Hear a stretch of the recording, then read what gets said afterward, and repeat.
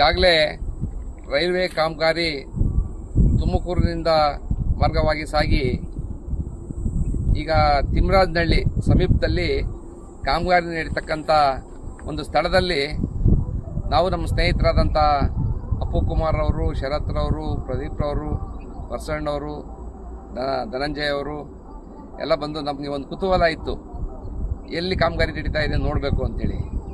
ಇವತ್ತು ನಾವು ಉದ್ದೇಶಪೂರ್ವಕವಾಗಿಯೇ ಈ ಒಂದು ಸ್ಥಳಕ್ಕೆ ಬಂದು ಈ ಸ್ಥಳದಲ್ಲಿ ಕಾಮಗಾರಿ ಯಾವ ರೀತಿ ನಡೀತಾ ಇದೆ ಅಂತೇಳಿ ನಾವೆಲ್ಲ ಸ್ನೇಹಿತರು ಒಟ್ಟಾಗಿ ಕುತೂಹಲದಿಂದ ಇವತ್ತು ಬಂದು ವೀಕ್ಷಣೆ ಮಾಡಿದ್ದೀವಿ. ಇನ್ನೇನು ಒಂದು ವರ್ಷದಲ್ಲಿ ಈ ಕಾಮಗಾರಿ ಶಿರಾಪಕ್ಕೆ ತಲುಪುವಂಥ ಎಲ್ಲ ಲಕ್ಷಣಗಳು ಇಲ್ಲಿ ಗೋಚರವಾಗ್ತಾ ಇದೆ. ಹಾಗಾಗಿ ಶಿರಾ ತಾಲೂಕಿನ ಜನಗಳು ಸಂತಸ ಪಡ್ತಕ್ಕಂಥ ವಾತಾವರಣ ಅತಿ ಶೀಘ್ರದಲ್ಲಿ ಇನ್ನು ಒಂದು ವರ್ಷದಲ್ಲಿ ಕಾಮಗಾರಿ ಪೂರ್ಣಗೊಳ್ಳುವ ವಿಶ್ವಾಸ ಇದೆ. ಭಾಳ ತುರ್ತಾಗಿ ಕಾಮಗಾರಿ ಇಲ್ಲಿ ನಡೀತಾ ಇದೆ.